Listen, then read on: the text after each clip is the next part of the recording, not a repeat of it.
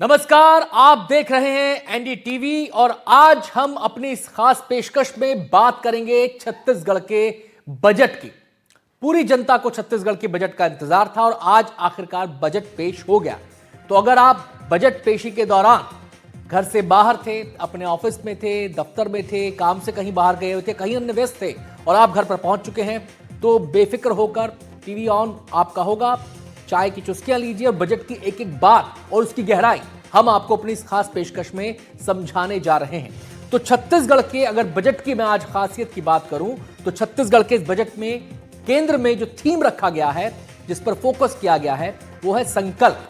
अब ये संकल्प क्या है? ये संकल्प है समावेशी विकास, इसके अलावा अधोसंरचना, इसके अलावा निवेश, कुशल मानव संसाधन, इसके अलावा हम बात करें तो अंत्योदय, लाइवलीहुड और पॉलिसी से परिणाम तक, यानी कि सब कुछ इस बजट में समेटने की कोशिश की गई है। और जैसा कि आप जानते हैं कि छत्तीसगढ़ में जो बजट पहले पेश हुए उसके केंद्र में पहले ज्ञान था, फिर गति हुई और ज्ञान और गति के लिए अब संकल्प को बजट में फोकस बनाया गया है, जिससे कि जो उम्मीदें आशाएं हैं वो छत्तीसगढ़ की जनता की पूरी करी जा सके। छत्तीसगढ़ सरकार का यह तीसरा बजट था। वित्त मंत्री ओपी चौधरी ने वित्तीय वर्ष 2026-27 का 1,72,000 करोड़ रुपए का बजट पेश किया। खासियत यह है कि तीसरा बजट तो ये था ही था, लेकिन जो नई विधानसभा बनी है ना, उसकी जो बिल्डिंग है, उसमें पहली बार छत्तीसगढ़ में पहली बार बजट पेश किया उस नई बिल्डिंग में। वित्त मंत्री ने बताया कि इस बार बजट की थीम संकल्प है। संकल्प के मायने मैंने आपको शुरुआत में समझा दिए। बजट में किसानों, महिलाओं, युवाओं के लिए कई बड़ी घोषणाएं की गई हैं। कैसा रहा छत्तीसगढ़ का बजट, इस पर हम चर्चा करेंगे। मेहमानों का पूरा पैनल हमारे साथ जुड़ेगा। पॉलिटिकल मेहमान भी होंगे हमारे साथ, विषयों के एक्सपर्ट भी होंगे, अर्थशास्त्री भी होंगे। सब अपने अपने नजरिए से तोलेंगे इस बजट को। लेकिन सबसे पहले आपको बजट की बड़ी घोषणाएं सुना देते हैं।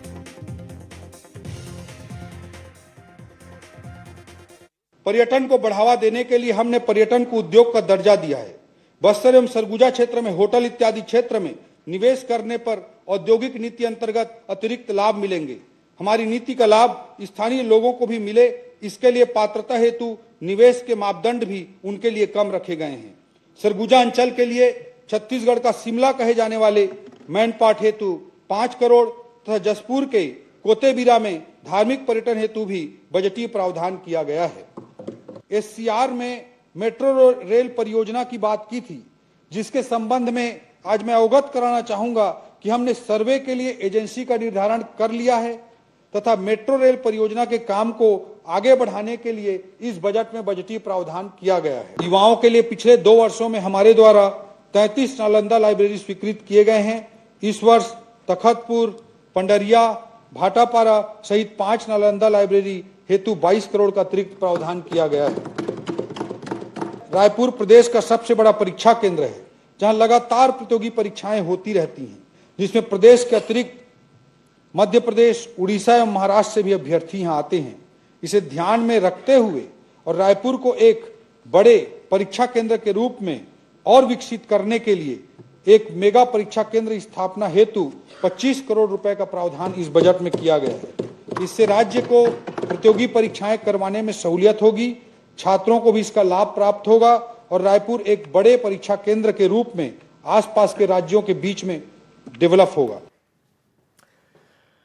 तो सुने आपने वित्त मंत्री ओपी चौधरी को। जब बजट उन्होंने पेश किया तो मुख्य मुख्य घोषणाएं हमने आपको सुनाई हैं, लेकिन प्रावधान बहुत सारे हैं और जिन प्रावधानों को आप पढ़ेंगे तो आपको लगेगा कि जो संकल्प का थीम सरकार ने रखा है उसी के इर्द गिर्द सबको सब कुछ देने की या सबको कुछ कुछ देने की कोशिश इस बजट में की गई है। मुख्यमंत्री विष्णुदेव साय ने बजट को समावेशी और सभी वर्गों के हितों वाला बताया है। सीएम ने क्या कुछ कहा, अब आपको सुनवाते हैं। संकल्प के माध्यम से हमने समावेशी विकास, अधोसंरचना, निवेश, कुशल मानव संसाधन, अंत्योदय, लाइवलीहुड तथा पॉलिसी से परिणाम तक जैसे विषयों को प्रमुखता से शामिल किया है। हमारा यह बजट यशस्वी प्रधानमंत्री श्री नरेंद्र मोदी जी के विकसित भारत, विकसित छत्तीसगढ़ की संकल्पना की जरूरतों के अनुरूप तैयार किया गया है। हमारी सरकार मिशन मोड में काम करने पर यकीन रखती है। इसके लिए हमने 5 मुख्यमंत्री मिशन बनाए गए हैं, जिसमें पहला है मुख्यमंत्री अधोसंरचना मिशन, दूसरा मुख्यमंत्री एआई मिशन, तीसरा मुख्यमंत्री पर्यटन विकास मिशन, चौथा मुख्यमंत्री स्टार्टअप मिशन एवं पांचवा मुख्यमंत्री खेल उत्कर्ष मिशन है, जिसके माध्यम से प्रदेश के विकास को नई दिशा, नई धार और नई रफ्तार दी जाएगी। तो अभी सीएम साय को आपने सुना, उन 5 मिशन का भी जिक्र किया जिस पर केंद्रित किया जाएगा संसाधनों को, और उस केंद्रीकरण से फायदा यह होगा कि उन क्षेत्रों में न केवल विशेषज्ञता हासिल की जाएगी बल्कि उन क्षेत्रों के अंदर छत्तीसगढ़ की नई पहचान बने, छत्तीसगढ़ का डंका बजे। इस उम्मीद के साथ, इस जज्बे के साथ सरकार आगे बढ़ना चाहती है। तो हम बात कर रहे थे संकल्प की, जो कि इस बजट का थीम है। आपको बताएं कि जो पहले के 2 बजट आए उसमें ज्ञान की बात हुई और ज्ञान को गति की बात हुई। अगले बजट में जो पिछला बजट था उसमें गति की बात थी, कहा गया कि ज्ञान को गति देने के लिए बजट केंद्रित किया गया है। और अब बात हो रही है संकल्प की। संकल्प के जरिए सरकार दरअसल मैसेज ये देना चाह रही है कि जो छत्तीसगढ़ का एक एक इंसान है, गांव है, कस्बे हैं, शहर हैं, उस पूरे के पूरे छत्तीसगढ़ के इलाके और उसकी परिधि में रहने वाले तमाम लोगों के लिए बजट में प्रावधान किए गए हैं। चाहे वो शिक्षा का क्षेत्र हो, किसानों का क्षेत्र हो, महिलाओं का क्षेत्र हो, ये तमाम जो क्षेत्र हैं वहां पर फोकस किया गया है। हमारे साथ मेहमानों का खास पैनल है, जैसा कि मैंने आपको शुरुआत में बताया था, जो इस बजट के बारे में विचार रखेंगे, बताएंगे, तोलेंगे और फिर बताएंगे हमारे दर्शकों को कि क्या खास बात है और कहां पर और काम करने की जरूरत है। और सबसे पहले मैं मेहमानों से परिचय आपका करा देता हूं। हमारे साथ इस समय ओमनाथ शर्मा, इस समय हमारे साथ इसमें फिलहाल 2 मेहमान जुड़ रहे हैं। उनके बारे में मैं आपको बता देता हूं। केएस चौहान हैं प्रवक्ता बीजेपी के और सौरभ साहू हैं प्रवक्ता छत्तीसगढ़ कांग्रेस के। दोनों ही मेहमानों का स्वागत है। सबसे पहले केएस चौहान साहब का मैं यहां पर रुख करना चाहूंगा। उनकी सरकार का ये तीसरा बजट है। संकल्प के साथ सरकार ने बजट पेश किया है। इस संकल्प का केंद्र बिंदु क्या है? आपके बजट का केंद्र बिंदु है संकल्प, और मैं ये आपसे पूछ रहा हूं कि संकल्प का केंद्र बिंदु क्या है? संकल्प का केंद्र बिंदु ये है कि हम सिर्फ भविष्य वक्ता नहीं है, भविष्य कर्ता है।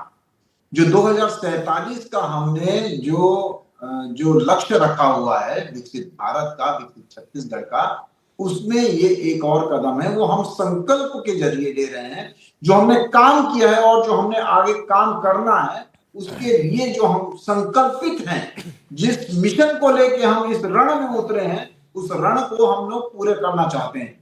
हमने इस बजट में सबसे मेन खासियत ये है कि हमने जो इस बजट में बेरोजगार से लेकर उद्योगपति तक, एक 18 साल की बच्ची से लेकर वृद्धा महतारियों तक, और उसके बाद एक मितानिन बहनों से लेकर दूसरी और घरेलू बहनों तक हमने दिया है, और कृषक से लेकर सभी और उद्योगपतियों तक, एक आम जनता तक हमने दिया है। सरगुजा से लेकर हमने इसको बस्तर तक दिया है। तो ये सभी चीजें जो हैं, ये हम वनवासी से लेकर हम शहरवासी तक का ये बजट जो है वो सभी के लिए उतना ही उपयोगी है जितना कि उपयोगी हमने उसको बनाने का संकल्प लिया हुआ है। संकल्प का हमारा मेन ये उद्देश्य ये है। इसकी बहुत ज्यादा खासियत बात बताऊं महोदय आपको कि कैपेक्स इनकम जो 26,500 करोड़ की है, जो भूपेश सरकार की जो 5 बजट आए थे उसमें से 3 बजट टोटल आप करेंगे तो 26,500 करोड़ के होते थे। तो हमारी जो ये एक साल की 26,500 करोड़ रुपए का जो कैपेक्स इनकम है, उसके बाद 4,000 करोड़ रुपए का मनरेगा में जो हमने दिया है, इसके लिए मैं विशेष धन्यवाद दूंगा, मैं साधुवाद दूंगा हमारी सरकार को कि जिन्होंने 4,000 करोड़ रुपए मनरेगा के तहत प्रावधान रखा। मनरेगा का नाम तो जी राम जी हो गया है। मैं आपके बस जानकारी के लिए बता रहा हूँ, एक समझने के लिए मैंने ये बोला, जी राम जी बोल रहा हूं मैं। उसके बाद ये जो 600 650 करोड़ के बीच में आके रुक जाता था, ये बड़ी बात है। उसके बाद उसके बाद आप ये देखेंगे कि हमने जो 29,000 करोड़ का सिर्फ लोन का प्रावधान रखा हुआ है, उसमें सबसे महत्वपूर्ण है कि 26,500 करोड़ रुपए हम सिर्फ कैपेक्स इनकम में लगा रहे हैं, जो कि पूरा टोटल 16% होता है जब से छत्तीसगढ़ बना है। और अविभाजित मध्य प्रदेश से लेकर आज तक जितना भी 16% कैपेक्स इनकम में इन्वेस्टमेंट नहीं हुआ था, जितना हमने प्रावधान किया हुआ है। चलिए, इस कैपिटल एक्सपेंडिचर की जो आप बात कर रहे हैं, कैपिटल एक्सपेंडिचर की जो आप बात कर रहे हैं, उस कैपिटल एक्सपेंडिचर के किस मद में आप फोकस करने वाले हैं, ये भी मैं आपसे समझूंगा। पहले मैं यहां पर कांग्रेस की प्रतिक्रिया भी ले लूं। आपने अपना ओपनिंग रिमार्क दे दिया है। सौरभ साहू जी हमारे साथ जुड़ गए हैं। सौरभ जी, संकल्प है थीम, और संकल्प के जरिए ये कहा गया है कि समावेशी है ये, यानी कि हर वर्ग के लिए बजट में सब कुछ देने की कोशिश की गई है, हर वर्ग को कैटर करने की कोशिश की गई है, आदिवासी इलाकों से लेकर ग्रामीण अंचलों तक और ग्रामीण अंचलों से लेकर कस्बों शहरों तक। आपकी प्रतिक्रिया इस पर? देखिए अनंत जी, जैसे कि पिछले 2 बजट थे इनके, कि ये जो बजट है ये इनका सिर्फ घोषणाओं का पिटारा है। सबसे महत्वपूर्ण बात क्या होती है? बजट में तो घोषणाएं होती हैं, आप भी बजट पेश करते हैं तो घोषणाएं होती हैं। मैं वही कह रहा हूँ, आपको आगे एक्सप्लेन करता हूँ कि बजट में घोषणाएं होती है, और जब ये पहला बजट नहीं है ना बीजेपी सरकार का, इसीलिए मैं इस बात को आज कह पा रहा हूँ कि पिछले जो 2 बजट है उसमें भी घोषणाएं हुई थी, लेकिन धरातल के अंदर इसमें कोई भी कार्य दिखता नहीं है। चाहे आप देख लीजिए कि युवाओं के लिए जो घोषणाएं पुराने समय में हुई थी, इनके पिछले बजट को उठा करके देख लीजिए। नालंदा परिसर की ये बात कर रहे थे, नालंदा परिसर पुराने बजट में भी इनके 17 नालंदा परिसर बनाने की बात हुई थी, लेकिन एक भी उसमें बने क्या ये बता दीजिए। एक कहीं पर बना है वो मुझे ध्यान आता है, बाकी कोई भी नहीं बना, और फिर से इन्होंने नया प्रावधान लेकर के आए। मुख्यमंत्री के खुद गृह जिले में एक मेडिकल कॉलेज इनको बनाना था जसपुर में, लेकिन आज तक उसमें कोई भी एक निर्माण कार्य, एक ईंटे का निर्माण कार्य हुआ है क्या, ये मुझे बता देवे। तो घोषणाएं करने से कुछ नहीं होता। सरगुजा से लेकर के बस्तर तक ये कहते हैं कि घोषणाएं किए हैं और सब हर वर्ग को इन्होंने खोल करके कुछ ना कुछ दिया है, तो उसका धरातल पर इंप्लीमेंटेशन कैसे होगा, किस तरीके से वो जो है नीचे एक आम आदमी है उस तक उसका लाभ पहुंचेगा, ये सुनिश्चित किया जाना मुझे लगता है कि बहुत जरूरी है।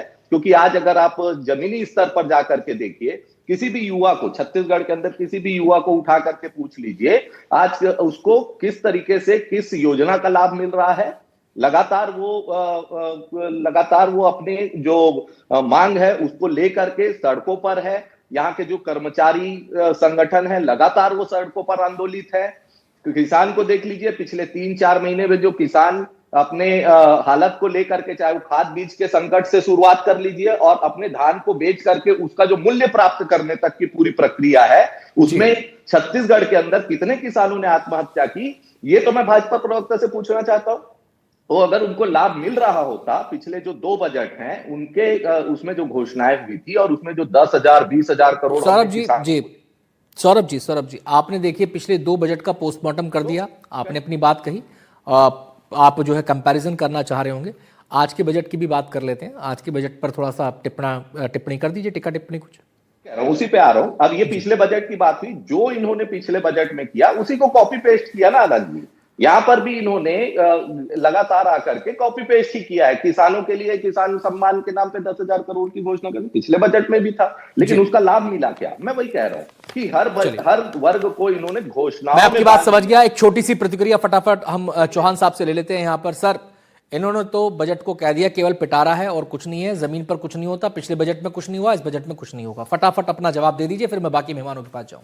भट्ट जी, 641 करोड़ रुपए अगर डायरेक्ट महतारियों के खाते में जाता है तो हवा हवाई बजट। अगर डायरेक्ट हम 1,40,000 करोड़ रुपए देते हैं तो वो किसानों को देते हैं तो वो हवा हवाई बजट है। ये लोग जो 3,000 से 5,000 करोड़ रुपए देते थे हर साल राजीव गांधी न्याय योजना के तहत, वो हमने 13,000 करोड़ रुपए देते हैं तो ये हवा हवाई बजट है। उसके बाद हम लोग जो 10,000 करोड़ रुपया हर साल सिर्फ पीएम आवास योजना के तहत देते हैं तो ये हवा हवाई बजट है। अगर हम उनको उनको प्रोवाइड करवाते हैं, मकान प्रोवाइड करवाते हैं, तो ये हवाई बजट है। अगर हम 350 करोड़ रुपए का हम मितानिन बहनों के लिए प्रावधान करते हैं तो वो हवाई बजट है। अगर ये 8.11 के हिसाब से रियल ग्रोथ आती है, जो एवरेज जो पूरे नेशन की है वो 8। चलिए आते हैं चौहान साहब, आपने अपना जवाब दे दिया, पर्याप्त मात्रा में दे दिया, भर भर के योजनाएं बता दी, जहां जहां आपने काम किया, जहां जहां पैसे का आवंटन हुआ। मैं आता हूं, बाकी मेहमानों से भी चर्चा की शुरुआत करूंगा। पहले कुछ प्रतिक्रियाएं और दिखा देते हैं। डिप्टी सीएम विजय शर्मा ने भी बजट को विकास का बजट बताया है। विजय शर्मा से बात की है हमारे संवाददाता जुल्फिकार अली ने। उप मुख्यमंत्री विजय शर्मा हमारे साथ हैं। बजट को लेकर क्या कहेंगे? सबसे ज्यादा उम्मीदें और सबसे ज्यादा जो जिम्मेदारी आपके पास ही बस्तर क्षेत्र की माओवाद अब तक हो रहा है। बस्तर में 2026 तक सरकार का संकल्प है कि टूरिज्म समाप्त होना चाहिए। उसके लिए हम लोग काम भी कर रहे हैं। मुझे पूरी उम्मीद है इस बात की कि इसमें कहीं कोई विषय नहीं रह जाएगा। बस्तर से सशस्त्र सेना समाप्त होकर ही और उसके बाद बस्तर की सुरक्षा और विकास की चिंता जो सरकार को कर रही है, उसके लिए बस्तर की सुरक्षा की दृष्टि से विभिन्न प्रावधान, जिसमें वर्कर फाइटर्स की नई नियुक्तियां हैं और बस्तर में विकास के आयाम भी जो बढ़े जाने हैं। वो जैसा क्षेत्र जहाँ पर बच्चे पढ़ा नहीं करते थे नक्सलियों के कारण, आज वहाँ पर एजुकेशन सिटी बनने वाला है। पर्याप्त प्रावधान किए गए। तो आपको लगता है कि 2047 का जो लक्ष्य रखा गया है और उसकी इस बजट से निस्संदेह नींव तो मैं सोचता हूँ कि पहली बार ज्ञान से के आधार पर ही इसको रखा गया था, फिर गति के साथ आगे भी बढ़े थे। अब संकल्प है इस बात का कि पाकर ही रहेंगे लक्ष्य। तो भैया जल्दी करो फटाफट। मुख्यमंत्री विजय शर्मा इन्होंने कहा कि माओवाद की मात्रा 26 तक खत्म होगा और उसके बाद उस क्षेत्र के विकास के लिए, बस्तर के विकास के लिए सरकार ने पर्याप्त प्रावधान किए हैं। अबुझमाड़ जैसे क्षेत्र में एजुकेशन सिटी बनाने का निर्णय लिया गया है और बस्तर क्षेत्र के विकास की पूरी झलक इस बजट में दिख रही है। रायपुर से जुल्फिकार अली, एनडीटीवी। तो डिप्टी सीएम विजय शर्मा को आप सुन रहे थे। उन्होंने कहा कि विकास का बजट है और उनकी नजर में बजट ये काफी अच्छा है। और जैसा कि सीएम साहब ने कहा था कि बहुत सारी उम्मीदें हैं छत्तीसगढ़ की जनता को, उन उम्मीदों को पूरा करने वाला बजट है। 3 मेहमान हमारे साथ और जुड़ गए हैं। मेहमानों से आपका परिचय करवा दें। हमारे साथ ओम शर्मा जी शामिल हो गए, अर्थशास्त्री हैं। इसके अलावा हमारे साथ जुड़ रहे हैं मुकेश मोटवानी जी, सीए मुकेश मोटवानी हमारे साथ जुड़ रहे हैं, जीएसटी और आईटी सलाहकार हैं। डॉक्टर ईला गुप्ता, महिला चैंबर प्रदेश अध्यक्ष, सीजी चैंबर ऑफ कॉमर्स महिला चैंबर की प्रदेश अध्यक्ष हैं। बहुत बहुत स्वागत है बाकी 3 मेहमानों का भी। सबसे पहले मैं रुख करना चाहूंगा ओमनाथ शर्मा जी का। ओमनाथ जी, बजट पेश हुआ, 1,72,000 करोड़ रुपए का बजट, पिछले बजट के मुकाबले थोड़ा सा इजाफा इसमें हुआ। ये जो बजट है इसको आप कैसे तौल रहे हैं? क्या ये बजट छत्तीसगढ़ की अपेक्षाओं आकांक्षाओं को पूरा करने वाला है? और जिस संकल्प का सरकार जिक्र कर रही है, क्या स्थितियां परिस्थितियां जमीन पर वैसी हैं कि उस संकल्प के साथ सरकार आगे बढ़ सके? क्या ये सबको साथ लेकर चलने वाला, सबके विकास की बात करने वाला बजट है?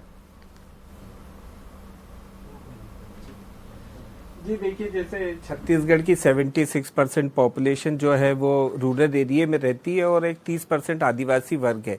तो अगर वैसे देखा जाए तो ये एक बहुत ही पॉपुलिस्ट बजट है जिसमें हर क्षेत्र के लिए और हर तबके के लिए कुछ न कुछ इसमें दिया गया है। लेकिन अगर वैसे ओवरऑल अगर पूछा जाए कि किस दिशा में हम देखना चाहते हैं तो उसके प्रश्न का जवाब मिल पाना थोड़ा सा मुश्किल है, क्योंकि कुछ घोषणाएं जरूर हुई हैं जो लॉन्ग टर्म की घोषणाएं हैं, जिनके लिए एक छोटा प्रोविजन अभी बजट में किया गया है, चाहे वो मेडिकल कॉलेज हो, चाहे इंडस्ट्रियल क्लस्टर की बात हो। 23 इंडस्ट्रियल क्लस्टर्स 250 करोड़ उनके लिए अलॉट हुए हैं। तो डेफिनेटली वो अभी 3 साल 5 साल उसका इंतज़ार करना होगा जब एक रूपरेखा उसकी आएगी और वहाँ पे इंडस्ट्रीज लगेगी।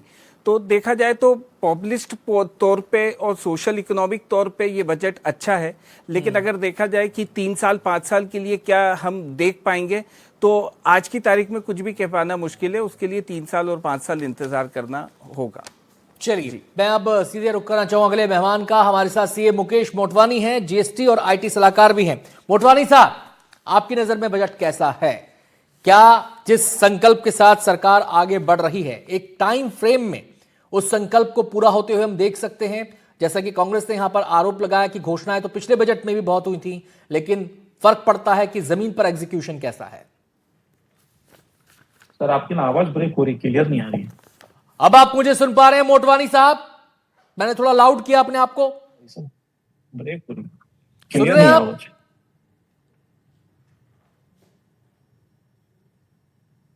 आवाज मिल रही है मोटवानी साहब? नहीं सर, क्लियर नहीं है। मोटवानी साहब को क्लियर आवाज मिले, इसकी व्यवस्था की जाए। अपनी टीम को मैं कह रहा हूं जरा देखिए क्या दिक्कत आ रही है। डॉक्टर इला गुप्ता का हम यहां पर रुख करेंगे, महिला चैंबर प्रदेश अध्यक्ष सीजी चैंबर ऑफ कॉमर्स। इला जी बहुत बहुत स्वागत है। आप तो खुश होंगी इस बजट से, महिलाओं के लिए, बालिकाओं के लिए बहुत सारी घोषणाएं, उसी नजरिए से पहली प्रतिक्रिया और ओवरऑल बजट को लेकर क्या कहना है आपका? ये बजट बहुत ही अच्छा है महिला और बाल विकास के लिए।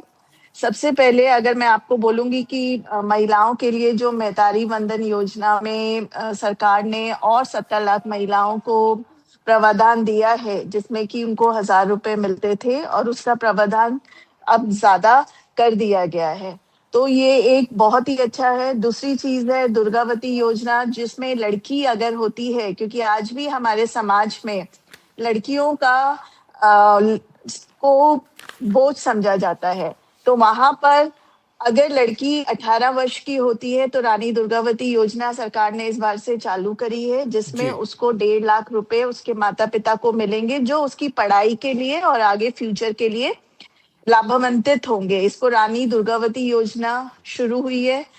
तीसरी चीज सरकार ने बहुत अच्छी करी है कि मुख्यमंत्री लखपति दीदी भ्रमण योजना के माध्यम से महिलाओं को राज्य और देश के प्रमुख धार्मिक स्थलों का भ्रमण कराया जाएगा, क्योंकि सरकार का मानना है इससे महिलाओं में आत्मविश्वास और सामाजिक सहभागिता भी बढ़ती है।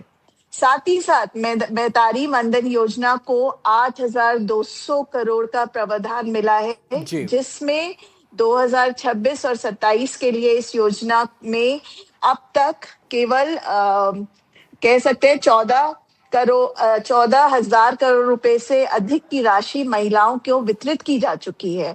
अब कई लोग बोलते हैं ये मुफ्त की रेवड़ी है, तो जैसे चूंकि मैं अध्यक्ष हूँ, महिला अध्यक्ष, तो मैं ये कहना चाहूंगी कोई भी महिला कोई भी व्यवसाय करती है तो जो कमाती है वो पहले परिवार पे खर्चती है, तो ये जो सरकार उनको पैसा दे रही है, इनसे वो अपने को अपनी पर्सनालिटी और कुछ हुनर सीखना चाहती हैं। इला जी इसमें एक बात है, इसमें एक बात मैं आपसे कहना चाहता हूं और ये लोगों के जहन में भी सवाल उठता है, कई एक्सपर्ट्स भी सवाल उठाते हैं, अदालतों तक में मामले गए हैं कि फ्रीबीज कितना जायज है कितना जायज नहीं है। हाल फिलहाल में हमने निर्देश भी इसको लेकर देखे हैं।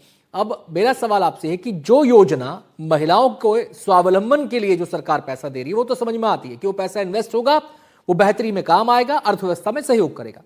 अब जैसे अभी आपने एक जिक्र किया योजना का कि इसमें महिलाओं को घुमाया जाएगा और ये उनका सारा खर्चा उठाया जाएगा, इस किस्म की योजनाओं का क्या लाभ होता है, ये जरा समझाइए।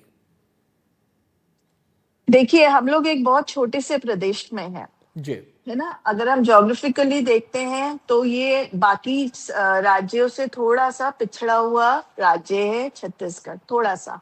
तो यहाँ महिलाओं को उन चीजों का ज्ञान नहीं होता जो बाकी राज्य में हो रही हैं। तो जब हम भ्रमण करते हैं तब हम देखकर चीजों को सीखते हैं और आत्मविश्वास आता है, और इन भ्रमण योजनाओं में महिलाएं ही जाएंगी। तो कई महिलाएं इस तरह होती है निम्न तबके की जो कभी घर से बाहर क्या शहर से बाहर नहीं निकल पाती हैं, है ना। तो उनके लिए ये एक बहुत ही महत्वपूर्ण मतलब आप ये मानते हैं कि एक्सपोजर के लिए काफी जरूरी है ऐसी योजनाएं, दुनिया से बाहर, अपने इलाके से बाहर वो जाएंगी, दुनिया से जुड़ेंगी, नहीं तो वो कभी नहीं। जी, वहां पर क्या क्या हो रहा है, नई नई बातें वो सीखेंगी। खैर, मैं अपने यहाँ पर अगले मेहमान का रुख करना चाहूंगा। चौहान साहब आपके पास मैं आ रहा हूं और मेरा आपसे सवाल ये है कि छत्तीसगढ़ को आप किस राज्य के तौर पर, उसकी पहचान किस राज्य के तौर पर देखना चाह रहे हैं? यहाँ पर कृषि प्रधान राज्य ही इसको कहा जाएगा, यहाँ पर आदिवासी इलाके की आदिवासी इलाका है, उनकी अपनी एक अलग इकोनॉमी है, जो यहाँ पर किसान हैं वो अपने लगे हुए हैं। तो छत्तीसगढ़ को इस संकल्प के माध्यम से छत्तीसगढ़ को आप कैसे राज्य के तौर पर उसकी पहचान देखना चाह रहे हैं? का सपना होता है कि अपने क्षेत्र को, अपने राज्य को, अपने देश को वो विकासशील से अगर वो विकसित देश देखना चाहे, वो ट्रेडिशन से टेक्नोलॉजी की ओर भी आगे कदम बढ़ाए, वो एक्सपीरियंस से एनर्जी की ओर भी आगे बढ़ाए कदम, और वो उन्नति की ओर आगे बढ़ाए। उन्नति वो जो वो ठोस उन्नति हो, जो आगे की जनरेशन को एक ठोस आधार दे, जो एक ऐसी दिशा दे जिसमें और आगे उड़ान भर पाए। तो ऐसी हम लोग कल्पना करते हैं। जो संकल्प हमने दिया है, जो संकल्प नहीं, कल्पना तो ठीक है सर, कल्पना भी ठीक है, संकल्प भी ठीक है, लेकिन सवाल ये है कि जो राज्य नक्सलवाद का दशकों से दंश झेल रहा था, जो राज्य जहां पर उद्योग धंधे उस तरीके से नहीं फल फूल पाए, उस राज्य को लेकर क्या उम्मीद रखनी चाहिए? मैं वही कह रहा हूं कि आप किस ट्रैक पर आगे बढ़ना चाहेंगे, आप किस क्षेत्र पर पहले फोकस करना चाहेंगे? क्या आपके जहन में कृषि क्षेत्र सबसे प्रथम फोकस का केंद्र होगा?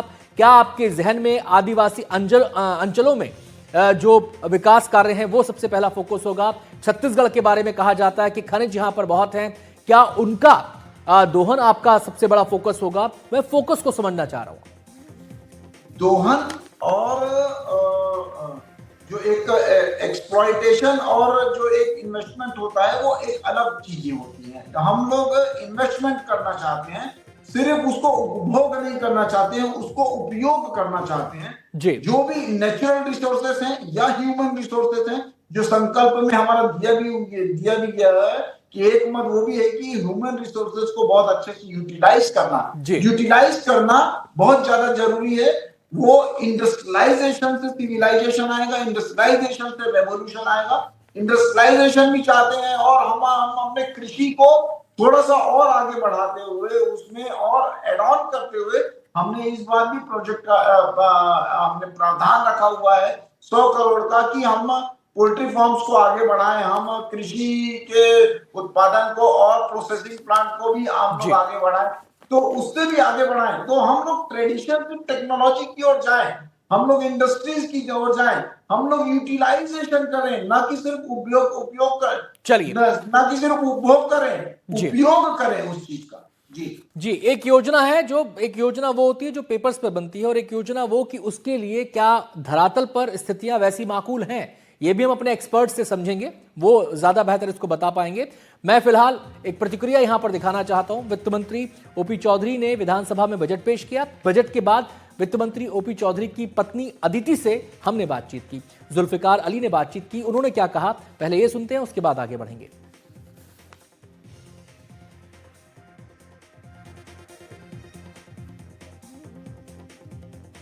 तो लगातार बजट को लेकर प्रतिक्रियाएं सामने आ रही हैं और इसी कड़ी में हमने मुख्यमंत्री से भी बातचीत की। मुख्यमंत्री ने बकायदा प्रेस कॉन्फ्रेंस के जरिए अपनी बात कही। अब ओपी चौधरी की जो पत्नी है वो क्या कह रही है वो आपको सुनना। वित्त मंत्री ओपी चौधरी की पत्नी हमारे साथ हैं। बजट के पहले उन्होंने बातें रखी थी, अब बजट सुना है उन्होंने, पूरे 2.5 घंटे तक भाषण करा और संकल्प लिया गया। क्या लगा, कैसा लगा आपको? एज अ नागरिक बहुत अच्छा लगा। बहुत सारे अलग अलग चीज़ों पे आयामों की बात हुई और बजट का प्रावधान है, 5 नए मिशन है, बहुत अच्छा लगा। जो महिलाओं की संपत्ति के 50%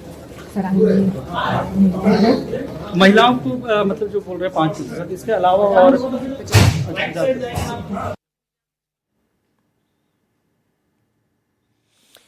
तो सुना आपने उन्होंने बजट को लेकर क्या कहा। फटाफट एक प्रतिक्रिया सौरभ जी आपसे चाहूंगा, आप बताइए संकल्प, उसके मायने, आगे किस रूप में छत्तीसगढ़ को देखना चाहते हैं, ये भी आपने चौहान साहब से सुना।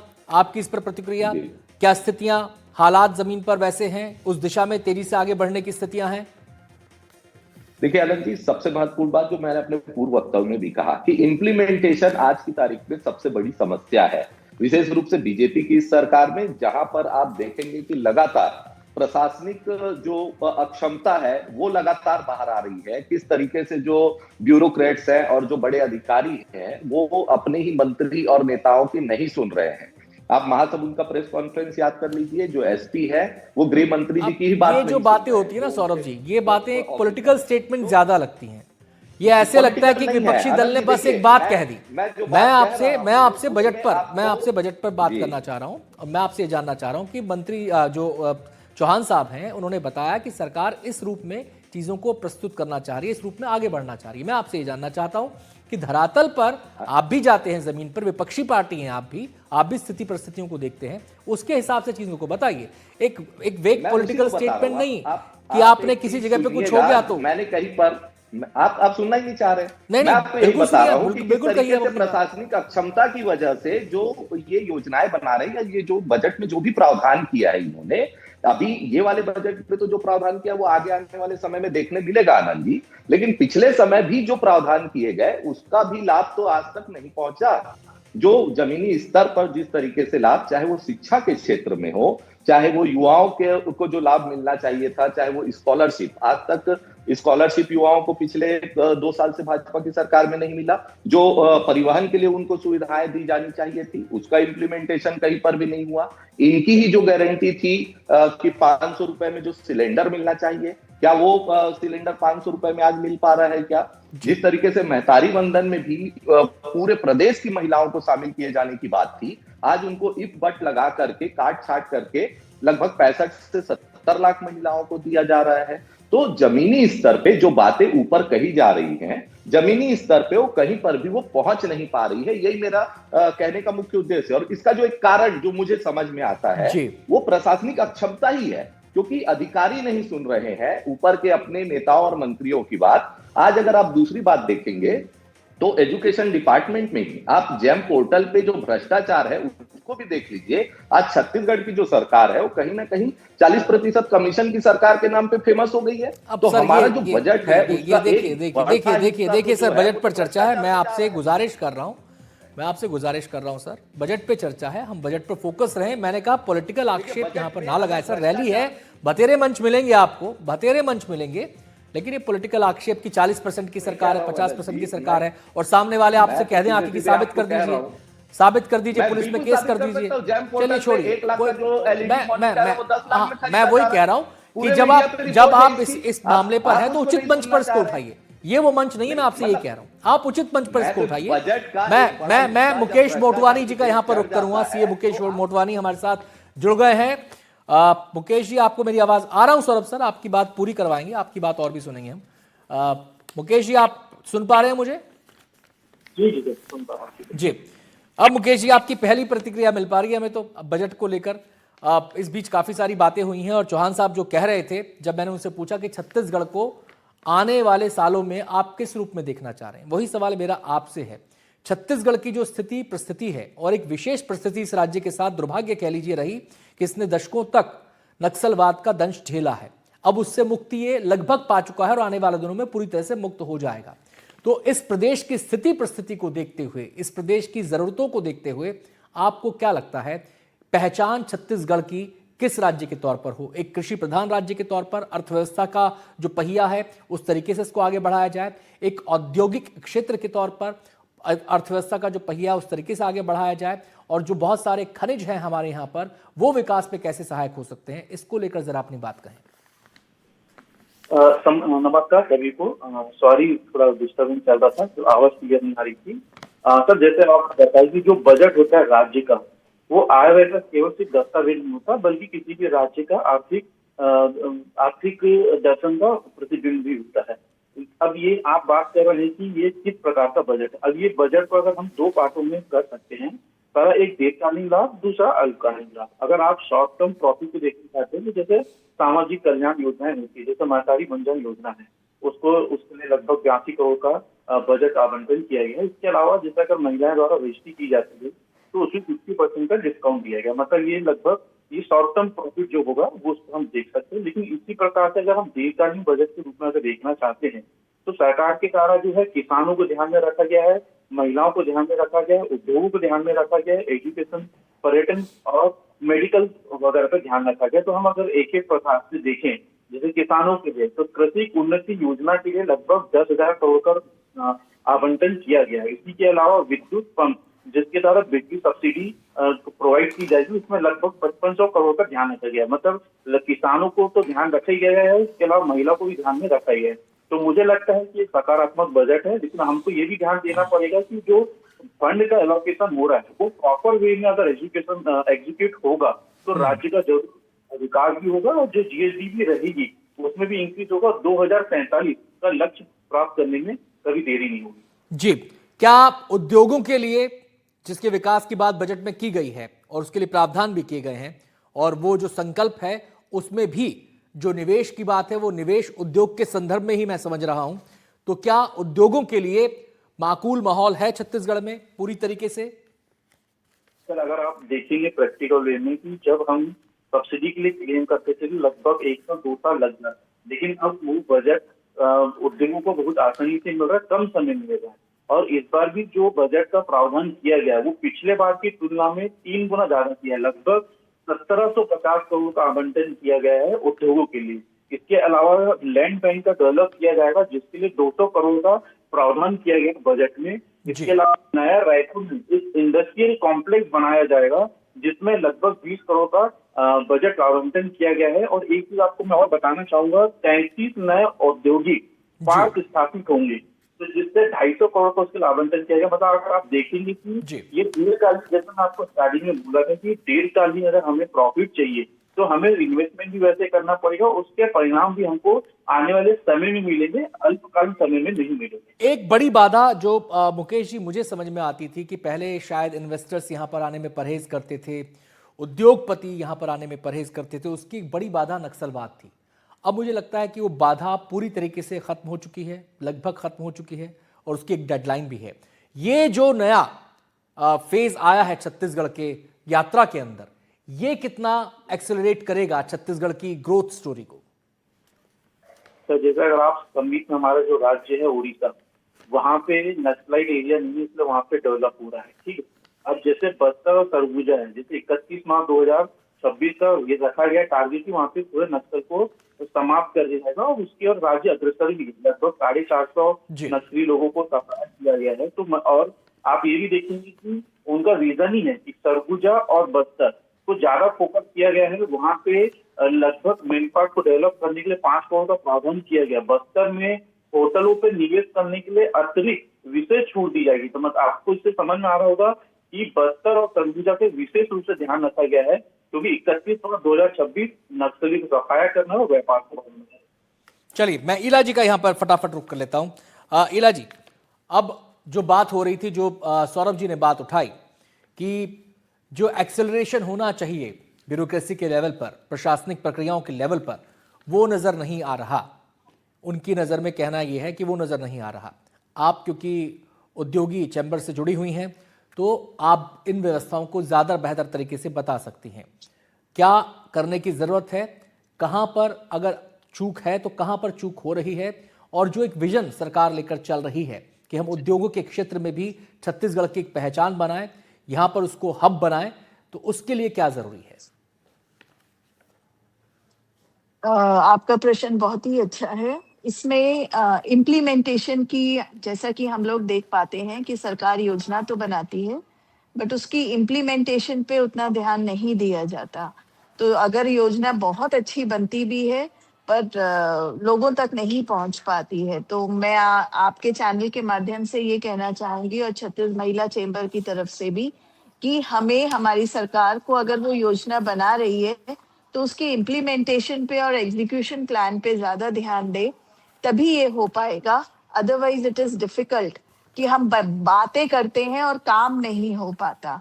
तो उसके लिए हमें डिपार्टमेंट्स या रिस्पॉन्सिबिलिटीज ज्यादा डिस्ट्रीब्यूट करनी पड़ेगी लोगों को, तब जाके जो हमारी ब्यूरोक्रेसी की जो आप बात कर रहे हैं कि वो लोग बिल्कुल नहीं सुन रहे हैं, तो कहीं ना कहीं अगर हम देखते हैं तो कम्युनिकेशन का भी गैप होता है कई बार। तो क्या ये गैप इसके कारण आ रहा है?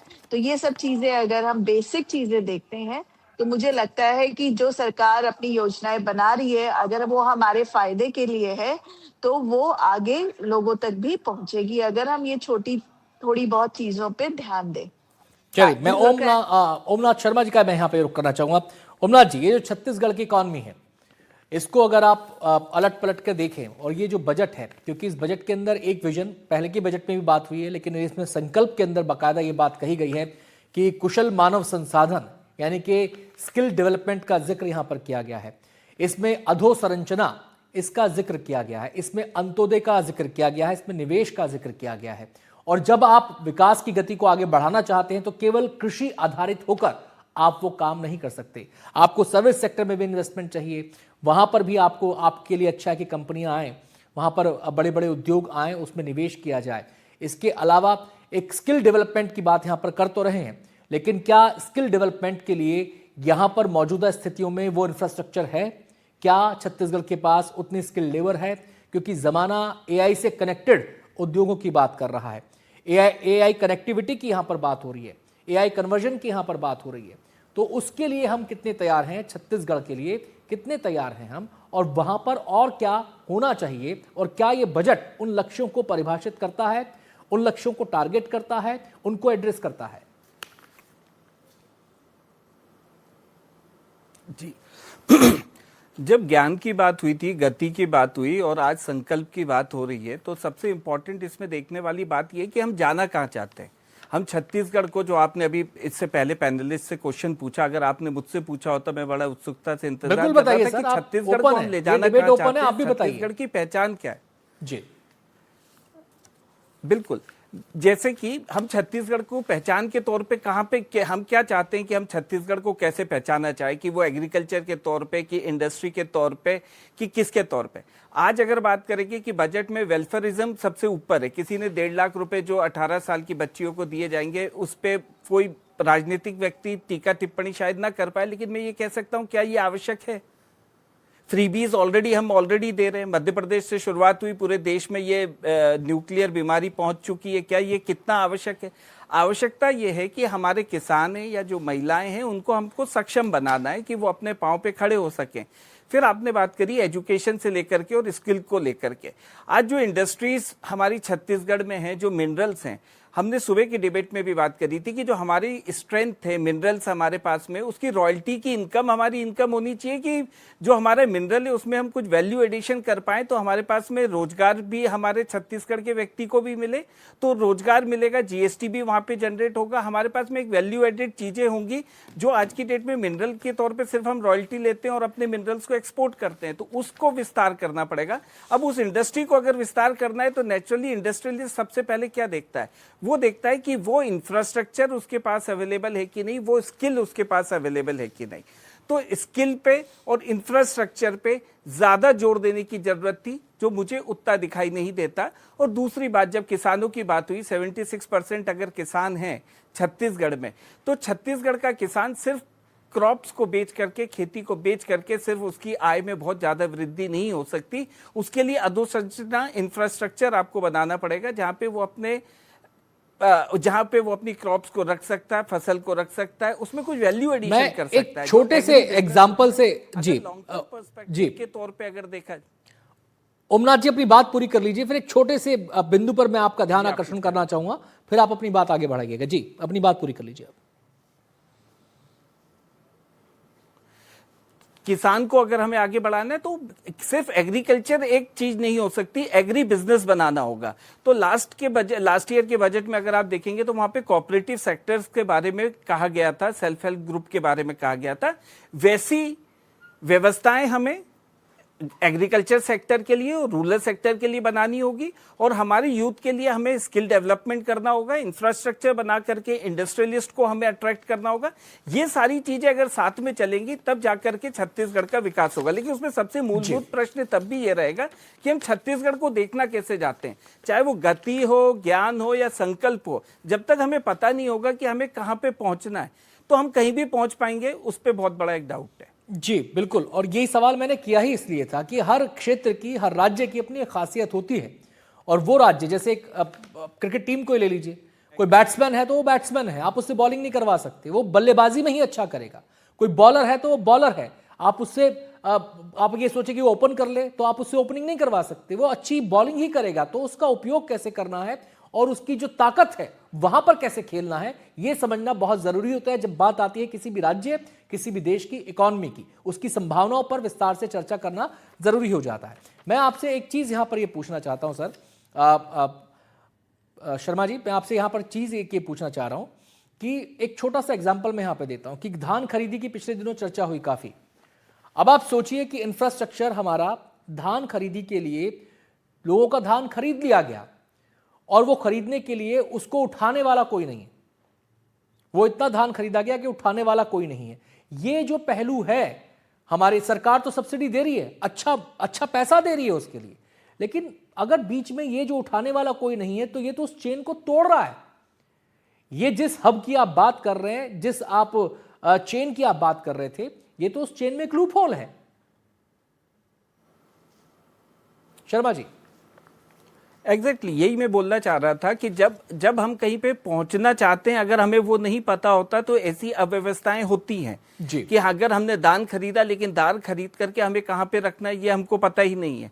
तो ऐसी अव्यवस्थाओं का बेसिक रीजन ही यही होता है कि जब हम प्लानिंग करते हैं तो 1 साल 2 साल की प्लानिंग करते हैं, 3 साल 5 साल की नहीं करते हैं, तो ऐसी प्रॉब्लमें तभी ही जनरेट होती हैं। जी चलिए आता हूं ओमनाथ सर आपके पास भी, और बाकी मेहमानों से भी चर्चा को आगे बढ़ाएंगे। लेकिन हमने जैसा कहा कि बजट पर चर्चा हो रही है और उसको लेकर लगातार हम प्रतिक्रियाएं भी दिखा रहे हैं, लोगों के बीच क्या प्रतिक्रिया वो भी हम आपको दिखा रहे हैं। बजट को बीजेपी सभी वर्गों का विकास करने वाला बजट बता रही है।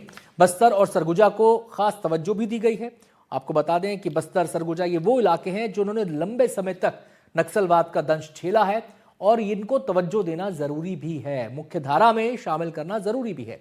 सांसद विजय बघेल से खास बातचीत की हमारे संवाददाता ने।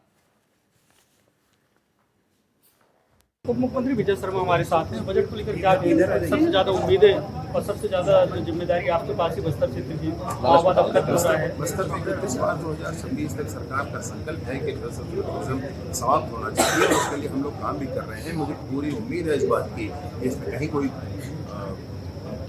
विषय नहीं रह जाएगा। बस्तर से सशस्त्र टूरिज्म समाप्त होकर ही और उसके बाद बस्तर की सुरक्षा और विकास की चिंता जो सरकार को कर रही है, उसके लिए बस्तर की सुरक्षा की दृष्टि से विभिन्न प्रावधान, जिसमें वर्कर फाइटर्स की नई नियुक्तियां हैं और बस्तर में विकास के आयाम भी जो बढ़े जाने हैं। कुछ जैसे क्षेत्र जहाँ पर बच्चे पढ़ा नहीं करते थे नक्सलियों के कारण, आज वहाँ पर एजुकेशन सिटी बनने वाला है। पर्याप्त प्रावधान किए गए। तो आपको लगता है कि 2047 का जो लक्ष्य रखा गया है और उसकी इस बजट से निस्संदेह नींव तो मैं सोचता हूँ कि पहली बार ज्ञान के आधार पर ही इसको रखा गया था, फिर गति के साथ आगे भी बढ़े थे। अब संकल्प है इस बात का कि पाकर ही रहेंगे लक्ष्य। तो भी जल्दी करो। मुख्यमंत्री विजय शर्मा इन्होंने कहा कि माओवाद की मात्रा 26 तक खत्म होगा और उसके बाद उस क्षेत्र के विकास के लिए, बस्तर के विकास के लिए सरकार ने पर्याप्त प्रावधान किए हैं। अबूझमाड़ जैसे क्षेत्र में एजुकेशन सिटी बनाने का निर्णय लिया गया है और बस्तर क्षेत्र के विकास की पूरी झलक इस बजट में दिख रही है। रायपुर से जुल्फिकार अली।